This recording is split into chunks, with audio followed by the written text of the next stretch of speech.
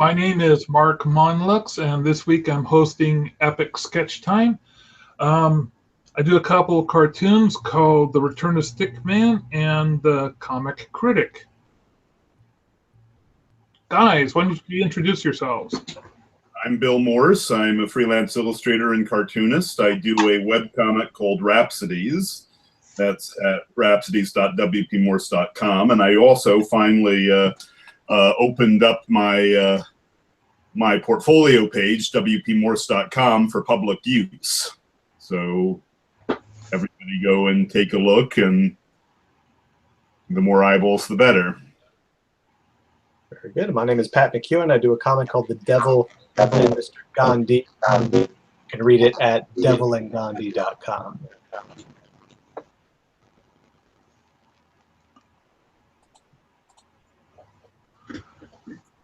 I'm busily setting up my screen so I can do screen share.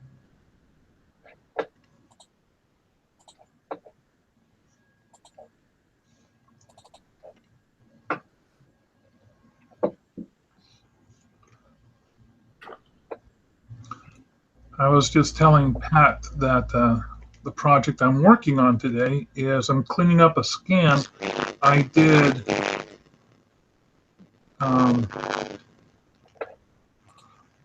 of a movie, my latest movie review, which is for 1 million years BC. The Raquel Welch Caveman movie that you may or may not know.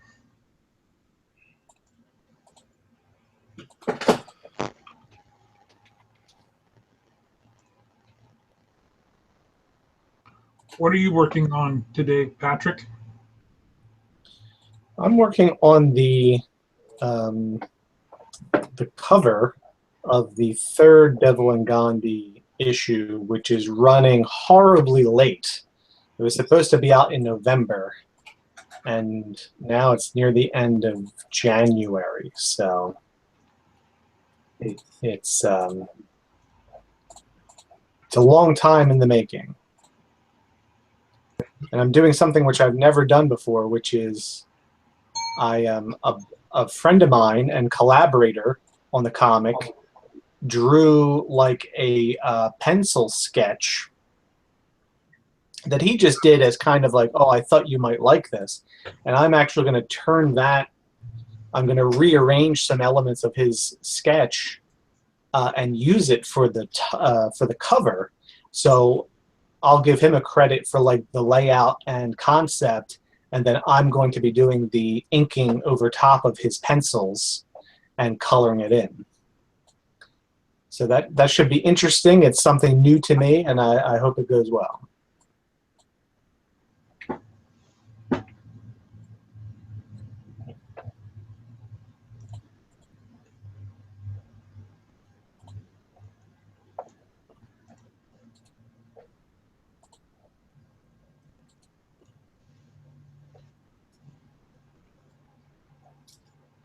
So a movie I just watched the other day,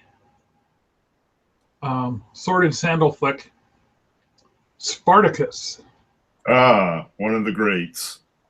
I have the last time I saw Spartacus was back in the 70s, before they did the reconstruction. When they went to do a reconstruction of the film, they were horrified to find out that there wasn't an intact film of it anywhere in the world. And they literally had to go back to scratch and go to the black and white negatives of the various colors and redo all the editing. Thankfully, the guy who did all the editing the first time around was still around, and he even had his notes.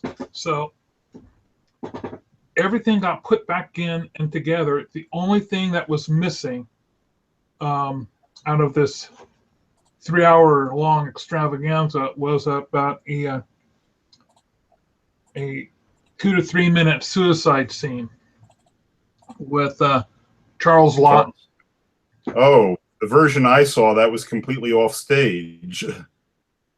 They have the sound for it, but yeah, the last scene you see is him going behind some curtains and closing the curtains, but actually there was footage. and more dialogue with him and his servants at that point. But that's pretty much lost and gone forever.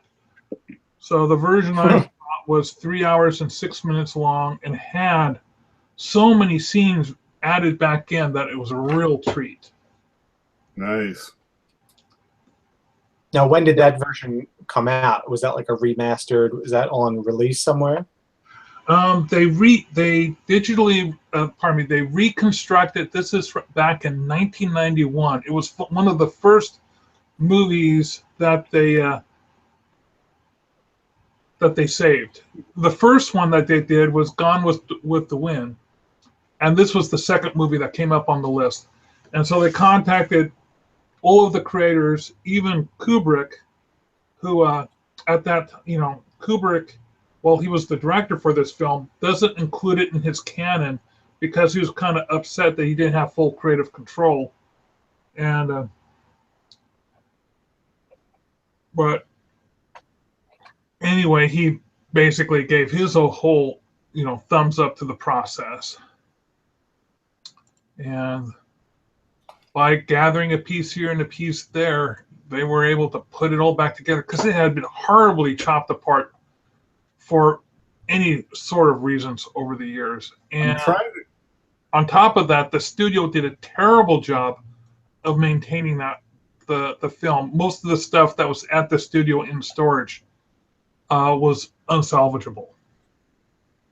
I wonder if that's the version I saw last. That might be, because the version I saw had the snails and oysters scene. Yes, the snails and oysters scene. It was one of the scenes that had actually, I think, even been cut out of the after the release, before distribution. So yeah, if you saw that scene, you probably saw the whole 9 yards. Okay.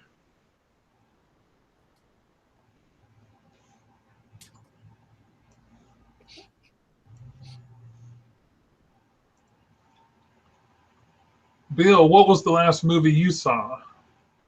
The Princess and the Pirate. Oh, well, I recommended that to you. Yes. Bill, what did you think? It was interesting. I won't call it any great masterpiece, but and as far as all the anachronistic jokes. Wait, Bill, is that the Bob Hope movie? Yes. I use that as one of the great funny endings. The ending was very funny. It's brilliant, and it's so like out of left field. Mm-hmm. And it actually ties in with, I don't know if you can see what I'm doing on my screen here. Oh, just a second. Oh, yes. So my latest issue of Devil and Gandhi has a road movie flavor to it. So Bing and Bob will also be on the front cover there. Not to give any thing away, but in the ending, Hope says something, "I'll never work for Goldwyn again." And it was said as a joke, but honestly, that was the last film he did for Goldwyn.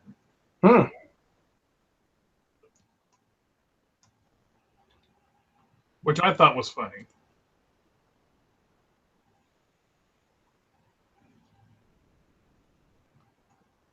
Let's see.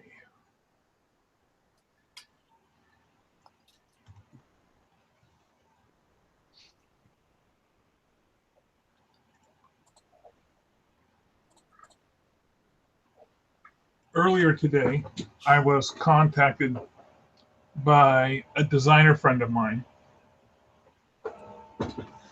And a company that he does work for an ongoing project that's constantly being revised and updated. It's a very large image that's used in a lot of the promotions. Anyway, this large company has been bought out by another company yet again. And they were contacting him saying, "Oh, can you please send us the file for this artwork?" And he's saying, why? He says, well, we want to make changes to it. He says, well, you have to come to me. He's trying to say this politely. You have to come to me to do that. And she says, oh, well, we'll just take a picture of it then and redo it from scratch. He's putting together this email where he's politely explaining to them, this particular image is one of many that I have the copyright on, and he has the registered copyright. I mean, he could quote them the copyright number. And he's politely telling them, best practices are that you don't create derivatives because you don't have the license to do that.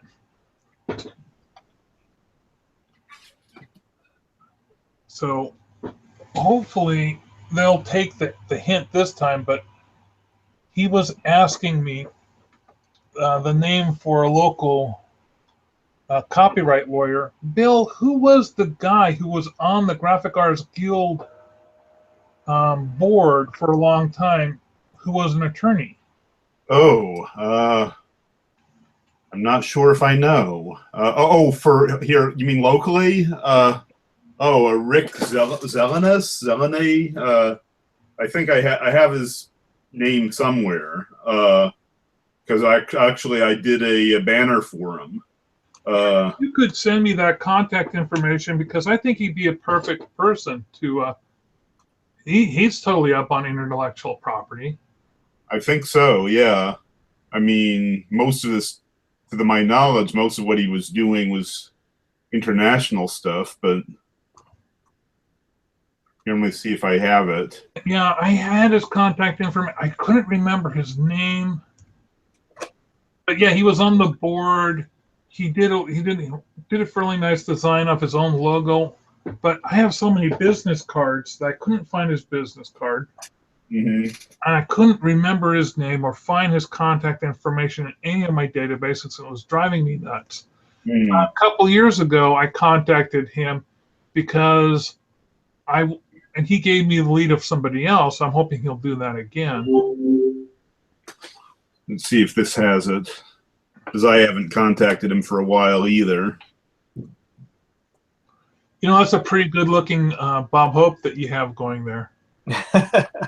Well, I'm getting to the point now where I need to decide. I may actually kind of make this all like a cyan tint and print it out on the Bristol board and then hand draw it, because if you could make his nose not come up as sharply but kind of go down and then up like a ski lift. That's how all the other cartoonists have drawn his nose, is with the ski lift nose. Here it is. What is it, Bill? I'll write it down. Robert Zierman, Zierman. Keep in mind this is old information, but the phone number I have is 206-695-2951. And the email address that I have is rwzierman@gmail.com. I have no idea how up to date that is. Well, thank you, Bill.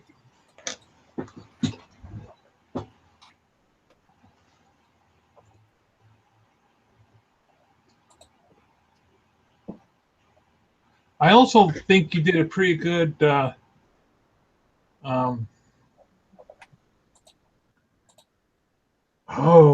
who's the other part of that team? Bing Crosby.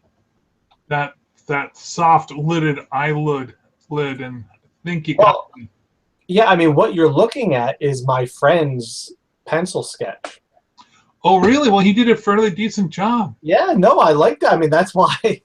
I mean, part of it is I was kind of running into a wall in terms of what to do myself for the cover. But when I was like, I remember him doing this for me, and I really enjoyed it. So part of the challenge will be, putting inks over it that I feel confident kind of do it justice. So.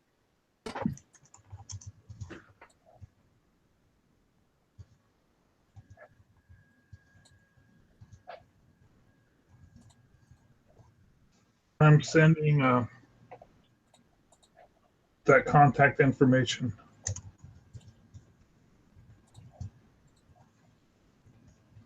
Right now.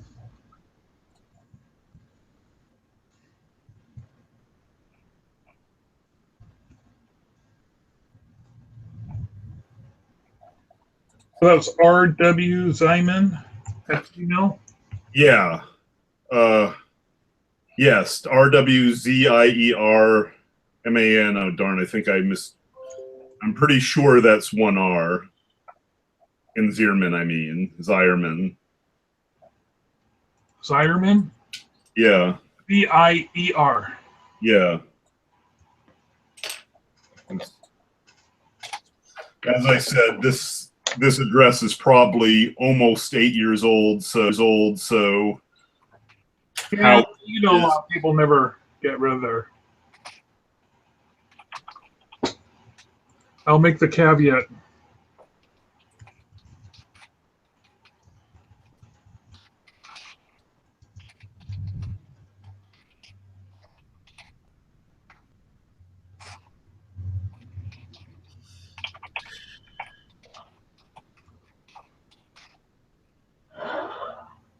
And off that goes.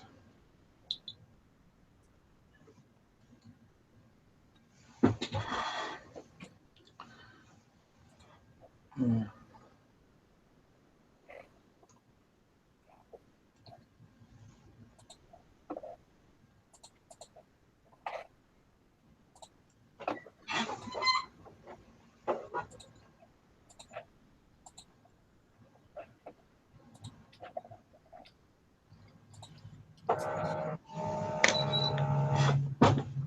Putting in my skin.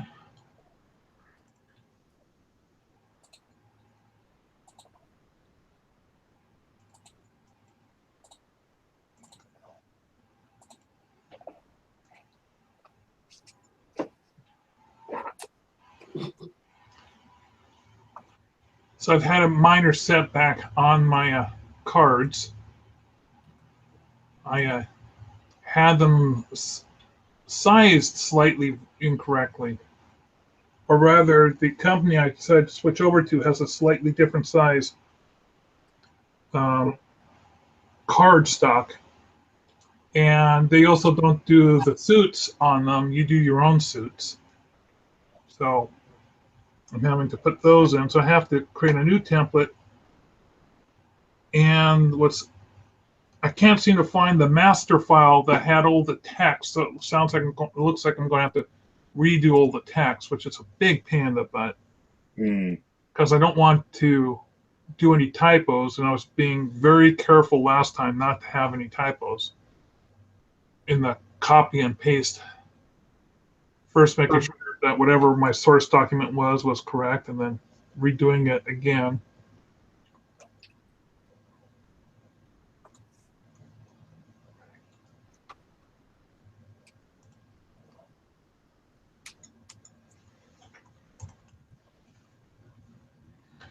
I was supposed to meet with Stowe this morning to do Freelance Fandango in downtown Tacoma.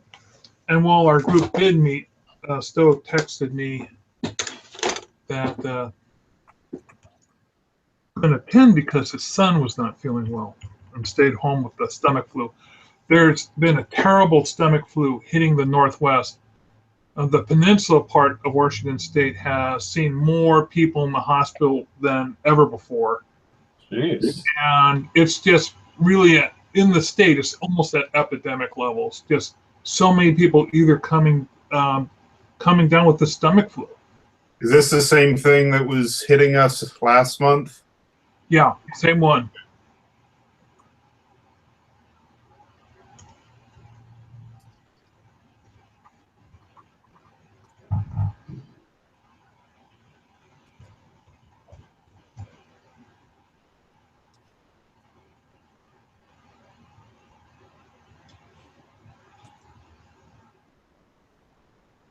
Man, why did that scan in like...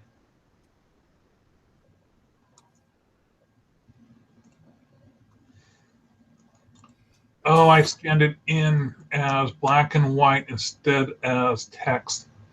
I found that if I scan things in as text, I get a nice, clean, um, black and white pixel delineation. It does a fairly good job of rasterizing it out without any type of gray tones.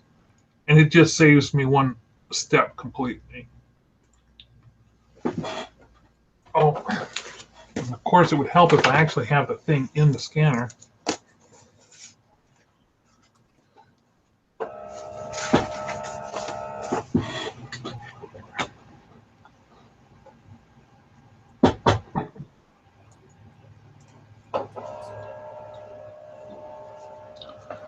I have a number of films I'm considering doing movie reviews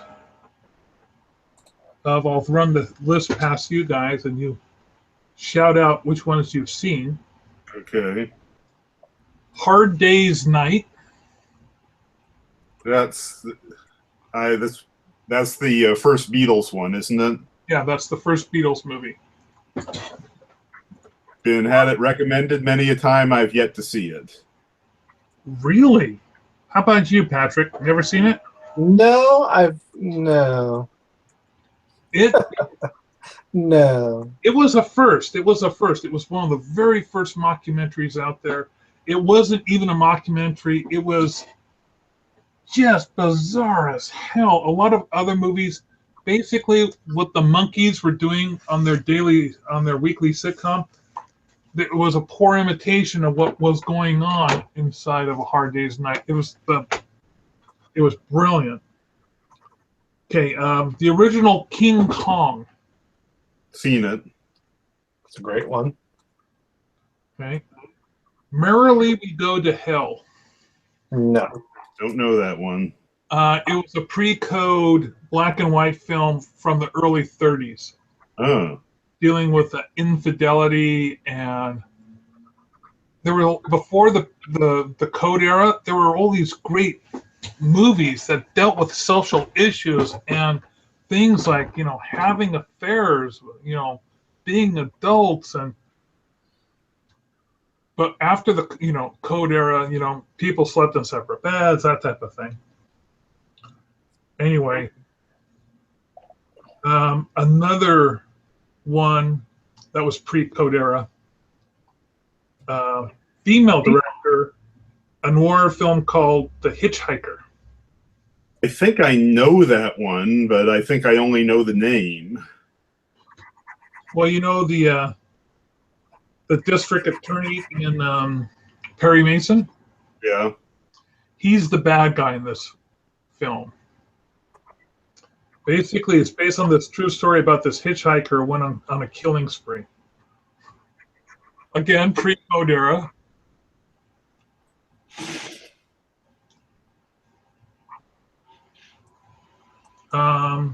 Dementia 13. No, don't know that one. Me neither. Pre-code horror movie. Very much thriller suspense type thing. Now, East of Eden. You guys have to have seen. I haven't seen East of Eden. I know of it. I haven't seen it. I've never seen it, and I've never read the book, and I've read other John Steinbeck books, but I've never read. I've yet to read his big ones. I still haven't read Grapes of Wrath, and I still haven't read East of Eden.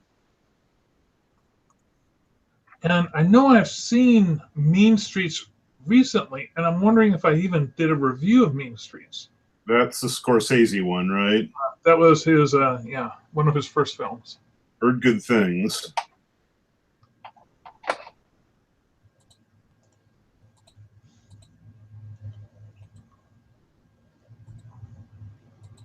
A lot of people like early Scorsese movie. I tend to like his later movies.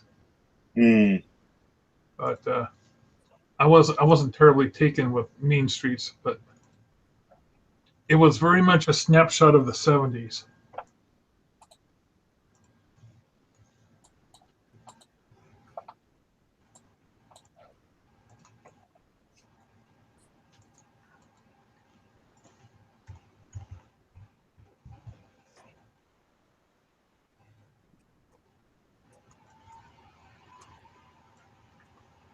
Well, now I have my scan in. I'm finally going to be able to work on it. So I'm going to move it on to this other screen and start sharing it with you guys.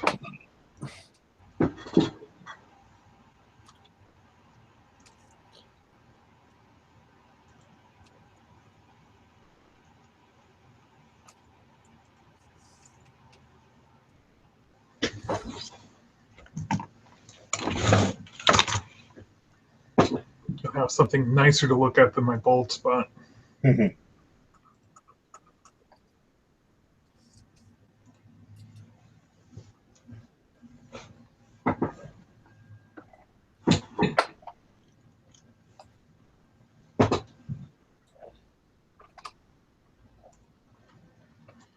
if anyone happens to be watching us online, you can Twitter me at Mark Monlux. That's @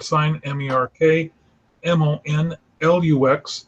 Send me your Gmail address, and I will invite you in so that you too can sketch epically.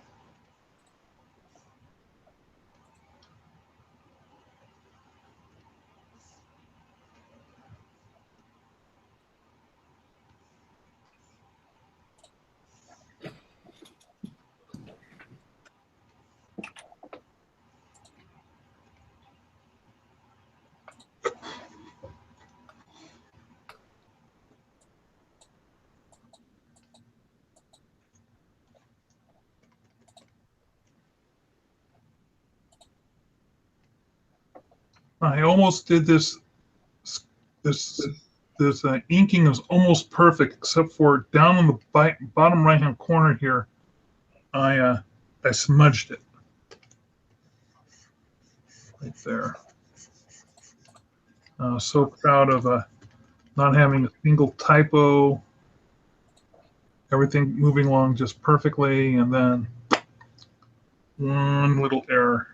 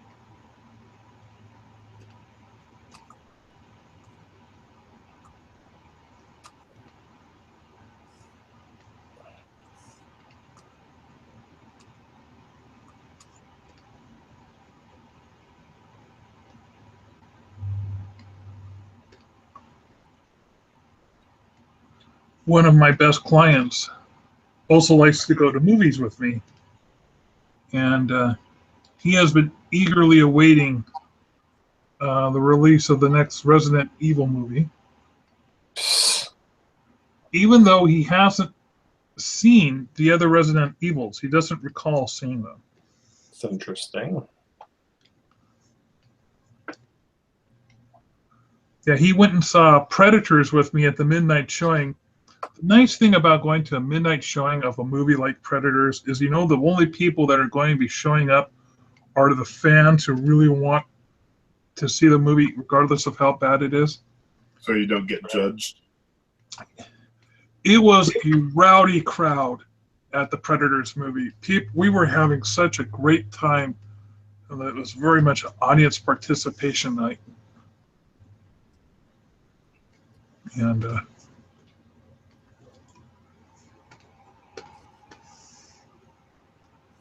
he has very interesting taste. I would have to say his taste for watching movies is even more widespread than mine, because he doesn't necessarily wants to see all the blockbusters. He wants to see these off-brand movies, and he enjoys documentaries. I'm not particularly fond of documentaries. That's a bit of a weakness for me. For me, with documentaries, it very much depends on the topic. I mean, yeah, for data and learning about a subject, great. I don't think I'd mostly do them for entertainment. Though I've seen some great documentaries.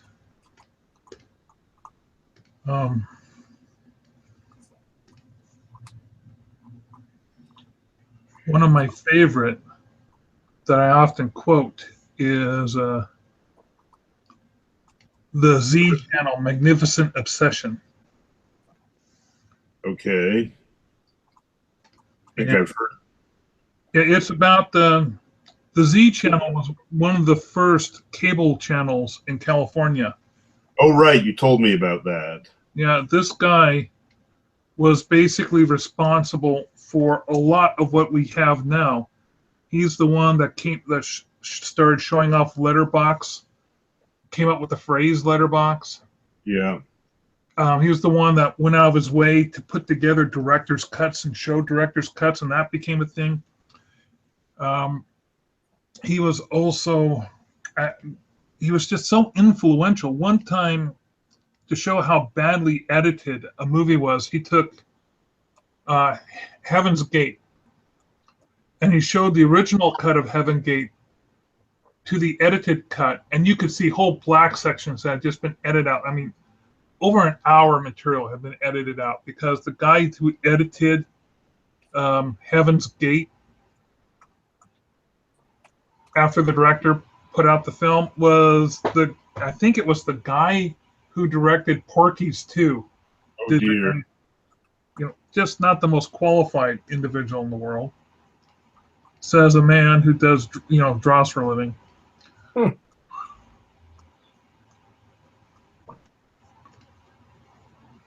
Well, I love the first Resident Evil. I think it's probably, and I know this is not much of a distinction or an award, but I think it's the best video game adaptation movie that's been filmed.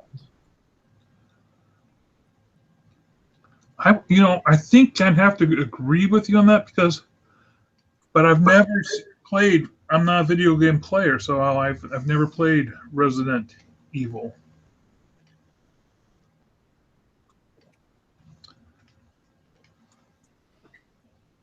Well, I played a few video games, but not to the extent that everyone else has. There was the movie Doom with The Rock in it. I had played Doom and I knew that the BIG guns are the BAG gun stood for big ass gun or something like that.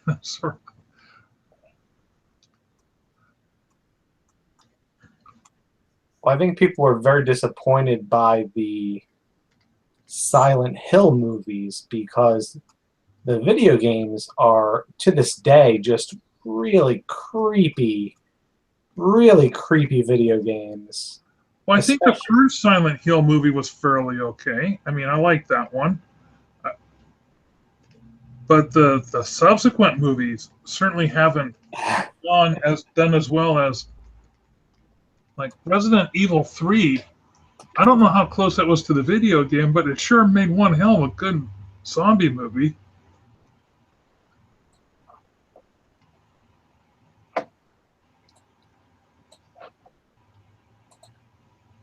I think I saw parts of the fourth Resident Evil movie, and it's just 99.9 green screen. There's no real things in the movie whatsoever. It's all green screen shoot, which I'm not a big fan of.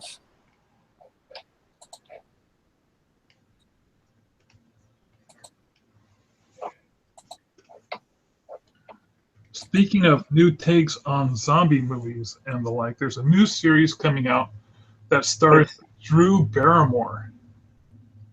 And I think it's called the Sandinista Diet. Basically, there's this California woman with her very cliche California family.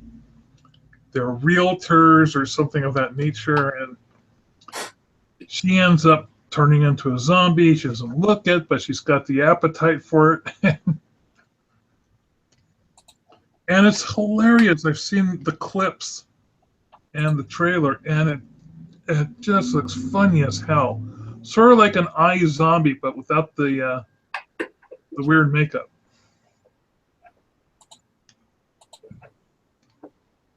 So I'm kind of looking forward to that. I tried giving iZombie a shot, but it's and I might enjoy it if I rewatched it, but I'm a big fan of the comic, and it's nothing like the comic. And it's very clear that it's the producers of Veronica Mars that do iZombie.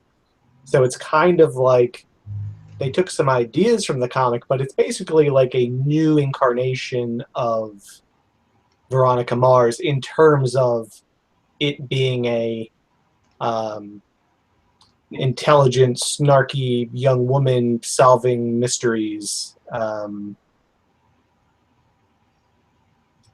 Whereas the comic there are many threads to it, but it's not what you're seeing on the TV screen. I won't say I was a fan of the comic per se, but that was one of the main reasons I hadn't bothered to check it out. And here I am. I haven't even read the comic. I've only seen the TV show. I mean, look, it's Mike Allred, so if you enjoy his art style, then you will enjoy looking at it for sure. I mean, that's what the appeal was for me. I'm looking forward to this new movie coming out. It's going to be extremely dark. I'm not sure if it's a movie or if it's a series. I think it's a movie. I think it's coming out on Netflix. And basically, the premise is that scientific evidence for the afterlife is discovered. And with this new scientific evidence, suicide rates start skyrocketing. Oh boy.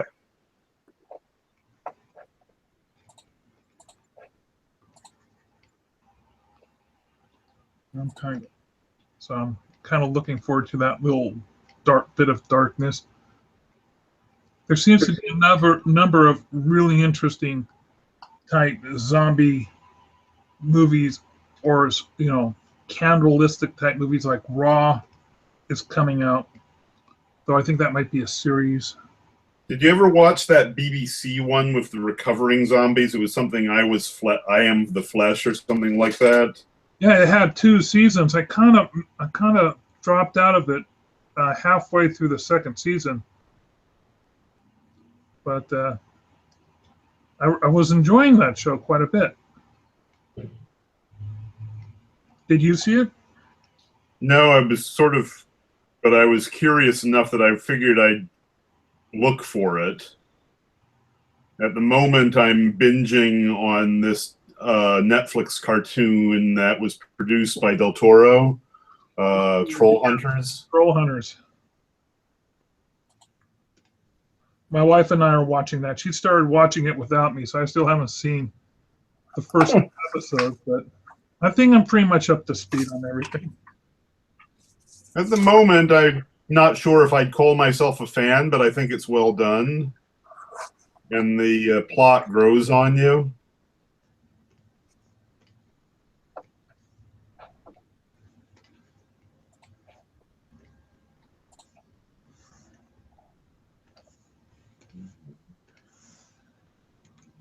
I recognized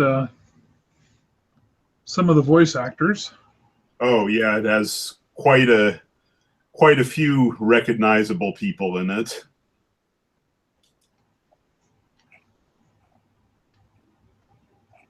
Well, speaking of cartoons, I was overjoyed to hear that season 5 of Samurai Jack will be out in March, I believe.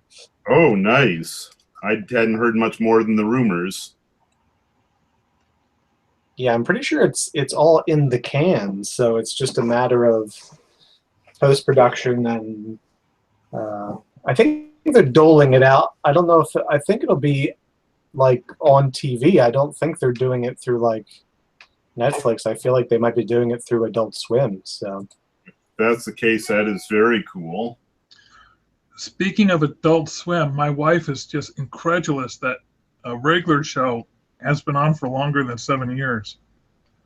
I mean, we're a little late to the game. I mean, she only started watching the regular show about 3 years ago. So, because she would come in and see me watching it while she was doing dinner. Next thing I know, she's watching full episodes without me. That's a sign when things are not good in relationship. Well, someone starts binge watching shows without you.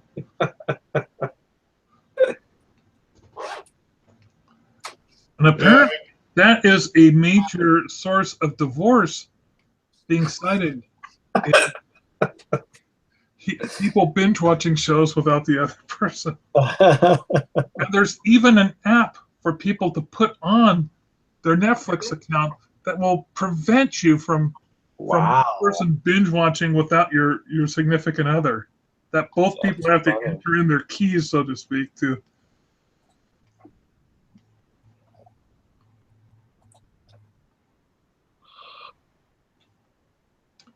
Oh, Pat, did you yawn? Has it been a long day for you? We have this time just for you.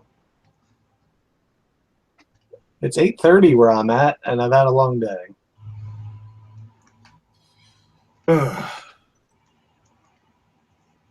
Okay. The other big cartoon news that I'm sure you're both aware of is that DuckTales is coming back. Oh yes, I was here. I'm very excited. I'm especially stoked because of some of who's doing Scrooge McDuck. Mm-hmm. Who is doing Scrooge McDuck? Dave Tennant, the Ninth Doctor, 10th Doctor.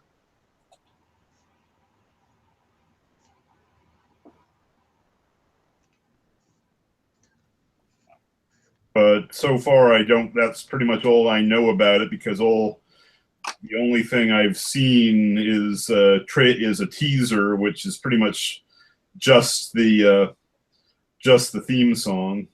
Right.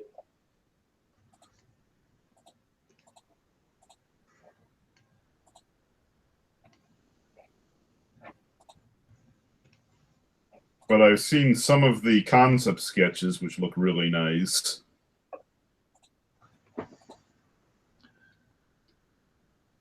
I don't know if this serif typeface that I'm doing for this pterodactyl screech is appropriate, because maybe it should be a sans serif font rather than a serif font.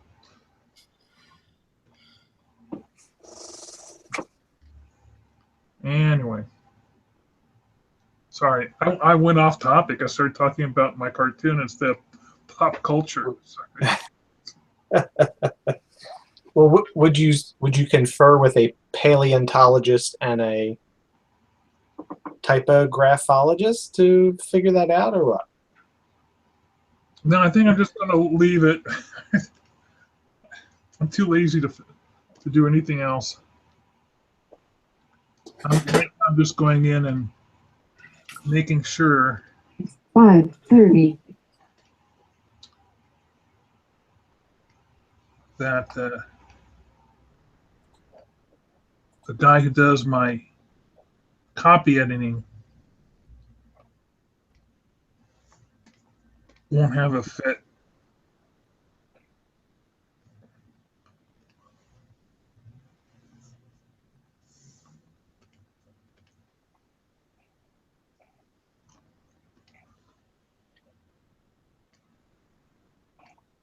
And it being 5:30, I did promise that I would call back that one artist once I was done with Epic Sketch Time. So I think I'm going to call it a night, folks. I'm all done editing my image here, and it's been fun talking to you guys.